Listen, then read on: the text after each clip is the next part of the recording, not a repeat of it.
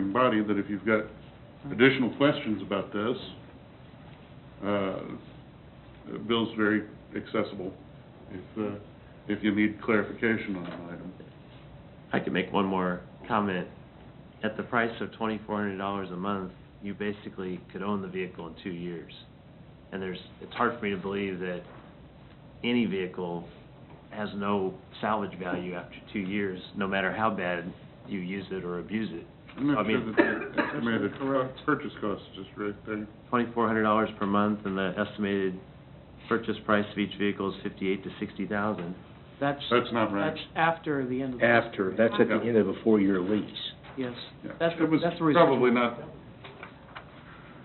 probably not as clear as we would like. When I started out, I said that these specialty vehicles run from $140,000 to $250,000 a vehicle. They're very expensive vehicles. They're comparable maybe to a fire truck or something like that. Now, just so you understand, that we have other vehicles. We have pickup trucks, and we do the same as Parks and Recs. We buy our pickup trucks. They cost $20,000 to $25,000, and it makes sense to do that. Specialty, right? These are specialty, single-purpose type of vehicles. Absolutely. You know, they have hydraulic systems that fail and seals, and if we have a piece of equipment like this down for any period of time, that means we got people sitting or not doing what they ought to be doing. But yeah, and I would. Do you have any questions between now and the next time? Bill, you're still, willing to answer questions from council members? Absolutely. Oh. I move we table new business item number 4. Second. Motion Harrison, second Schuett, that we table new business item number 4. All those in favor indicate by saying aye. Aye. All those opposed? Motion carries. Bill, thank you. Thank you. Thanks, Bill. Council updates. Does staff have anything for council? Just like to introduce Matt, who is here, who is the management analyst, and this is his first council meeting, and just kind of wanted to introduce him and welcome him to the city. Matt, what's your last name? Comes to us from the city of Manhattan, brings quite a bit of expertise, and he's hit the ground running and has proven to be a good hire so far. Awesome. Well, welcome. Anything else from staff? Council have anything for staff? Wait. I do have an update. Yes, to the lady in the royal blue That's right, sweater. royal blue. I wanted to follow up to, Director Krawcheck notified his board at their last meeting regarding some 9 non-residential accounts that didn't bill correctly last February. And I wanted to provide information to the council and tell you where we are with that now. During the month of February last year, we estimated 2 commercial routes. We don't typically estimate our commercial routes we don't typically estimate anything, but we certainly don't typically estimate commercial routes. However, you might remember Snowmageddon. So not only were we down staff and they were doing snow removal, so rather than bill a 40 to 50 day bill and mess up all the trending and history, we estimated some routes. When we estimate, we merely hit a flag that says estimate. For some reason, to be determined, 9 commercial accounts did not bill the demand portion of their bill, while other accounts in those same routes did. The amount of money is approximately revenue short $40,000, which is about 0.3% to the electric retail sales. Their retail sales are $14 million, $40,000.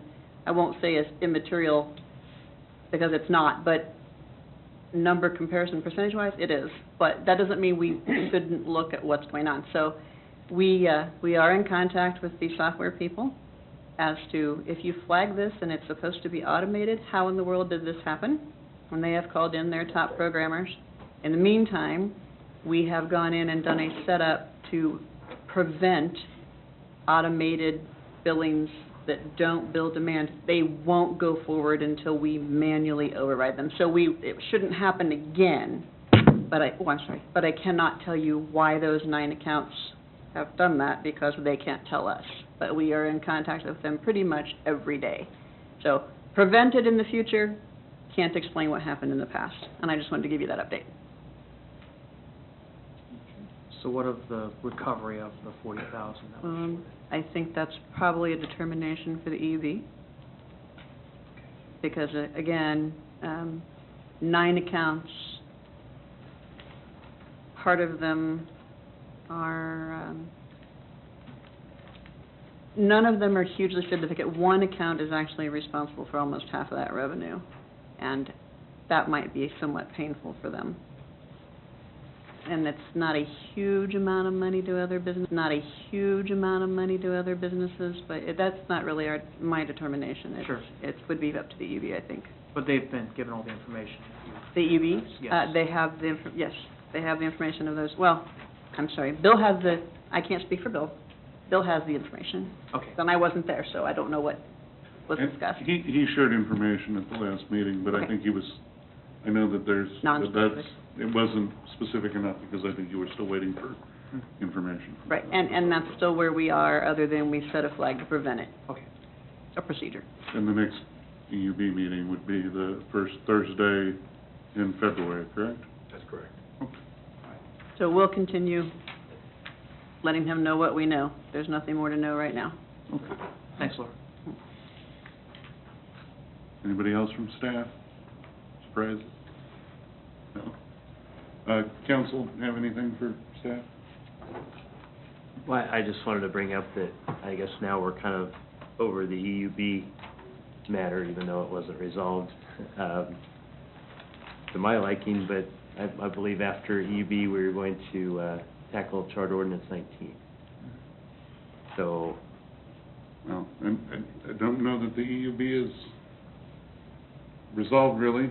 Charter Ordinance 19 is well, there's not much going on, really, with EUB. I mean, well, I think that, I know Cheryl's going to meet with Colin Hanson from KMU this week, which, when we left the December 18th work session portion, that was consensus of council, was that we would try and get our ducks in a row. And I've shared some thoughts with Cheryl and Colin over the last couple of weeks, but I think what we hope to do is come back to the council with instead of trying to start with a blank palette, a blank canvas, we can come back with here's a recommended charter ordinance to establish a BPU, and let's see what everybody thinks about that and go from there. I don't anticipate that we will get it right out of the gate, and there will be plenty of opportunity for council members to weigh in, and it'll be published in plenty of time so that if members of the EUB want to weigh in, they certainly can, and plenty of time for anybody in the public to make comments about it. I think that what's supposed to happen next is we're supposed to move towards a BPU, and if we've got a charter ordinance put together, we vote. Everybody else vote? Yes, but I think that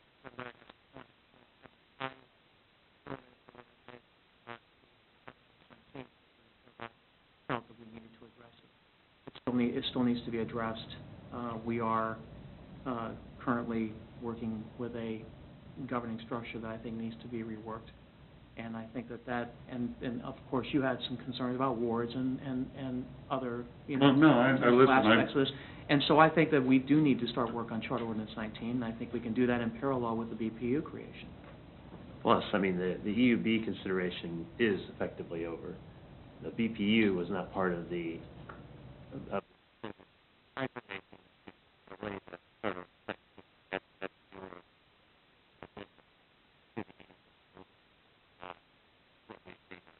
Okay, well, Charter Ordinance 19 is something that I'm very near and dear to seeing that repealed and replaced.